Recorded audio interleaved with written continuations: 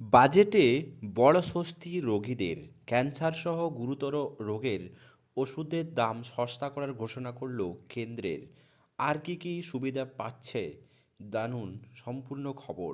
কেন্দ্রীয় বাজেট 2026-এ সাধারণ মানুষের জন্য বড় স্বস্তির ঘোষণা করলেন অর্থমন্ত্রী নির্মলা সীতারমণ। ক্যান্সারের চিকিৎসায় ব্যবহৃত হওয়া 17 ধরনের গুরুত্বপূর্ণ ওষুধ আগের থেকে আরও সস্তা করার সিদ্ধান্ত নিয়েছে কেন্দ্র।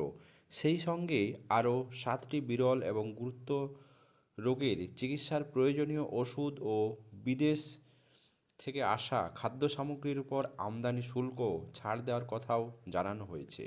বাজেট বক্তৃতায় অর্থমন্ত্রী জানান যে ক্যান্সার চিকিৎসায় ব্যবহৃত নির্দিষ্ট 17টি ওষুধের উপর বেসিক কাস্টম ডিউটি সম্পূর্ণভাবে তুলে নেওয়া হচ্ছে। ফলে এই সমস্ত জীবনদায়ী ওষুধের দাম কমবে এবং রোগী ও তার পরিবারের আর্থিক চাপ অনেকটাই হালকা হবে বলে আশা করছে সরকার।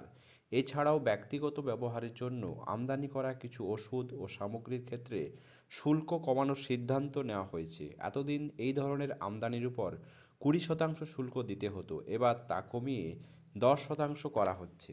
অর্থমন্ত্রী আরও জানান যে বিরল রোগের ক্ষেত্রে চিকিৎসার জন্য ব্যবহৃত হওয়া ওষুধ, বিশেষ মেডিকেল খাবারের উপর আমদানি শুল্ক ছাড়াও তালিকায় আরও 7টি রোগ যুক্ত করা হচ্ছে। এর ফলে সমস্ত রোগে আক্রান্ত রোগীর জন্য প্রয়োজনীয় চিকিৎসা সামগ্রী পাওয়া অনেকটা সহজ হবে। স্বাস্থ্য খাতের পাশাপাশি শিল্পক্ষেত্রেও কিছু ছাড়ের ঘোষণা করেছেন অর্থমন্ত্রী। মাইক্রোওয়েভ ওভেন তৈরি করার জন্য ব্যবহৃত হওয়া নির্দিষ্ট যন্ত্রাংশের উপর বেসিক কাস্টম ডিউটিতে ছাড় দেওয়ার প্রস্তাব রাখা হয়েছে। সেই সঙ্গে বিশেষ অর্থনৈতিক অঞ্চলে অন্তর্ভুক্ত কিছু উৎপাদনকারী সংস্থাকে এককালীন বিশেষ সুবিধা দিয়ে দেশীয় বাজারে পণ্য বিক্রি করার সুযোগ দেওয়া হবে। পোশাক এবং ব্যবহার্য সামগ্রীর ক্ষেত্রেও পাওয়া যাচ্ছে অনেকটা স্বস্তি। জুতো থেকে শুরু করে বিভিন্ন ধরনের চামড়ার সামগ্রীর দাম আগের তুলনায় অনেকটাই কমতে পারে। প্রযুক্তি এবং পরিবেশ বান্ধব পণ্যের ক্ষেত্রেও রয়েছে ইতিবাচক খবর। মোবাইল ফোন থেকে শুরু করে বৈদ্যুতিন গাড়ির ব্যাটারি এবং সৌরশক্তি সংক্রান্ত বিভিন্ন সরঞ্জামের দাম কমতে পারে। সেই সঙ্গে বায়োগ্যাস ভিত্তিক সিএনজি ব্যবহারের খরচও কম হবে বলে ইঙ্গিত পাওয়া গেছে। ভ্রমণ এবং পরিবহন খাতেও আসতে পারে অনেকটা স্বস্তি।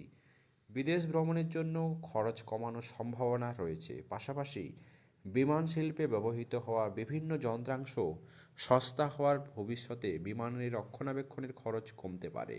সব মিলিয়ে এই বাজেটের মাধ্যমে স্বাস্থ্য পরিষেবাকে আরও সুলভ করা, গুরুতর রোগের আক্রান্ত মানুষের চিকিৎসা খরচ কমানো, পরিবেশ এবং দৈনন্দিন ব্যবহারের নানান ক্ষেত্রে সাধারণ মানুষের খরচ কমানোর দিকেই জোর দেওয়া হয়েছে। দর্শক, এই বাজেট সম্ভবত সাধারণ মানুষের কথা মাথায় রেখেই এই বাজেট পেশ করা হয়েছে। এখন বিরোধীরা নানান রকমভাবে এই বাজেটকে কুৎসা করে চলেছেন। আপনার এই বাজেট সম্বন্ধে অভিমত কী? অবশ্যই কমেন্ট বক্সে জানাতে ভুলবেন না। চ্যানেল নতুন হলে সাবস্ক্রাইব করে পাশে থাকবেন।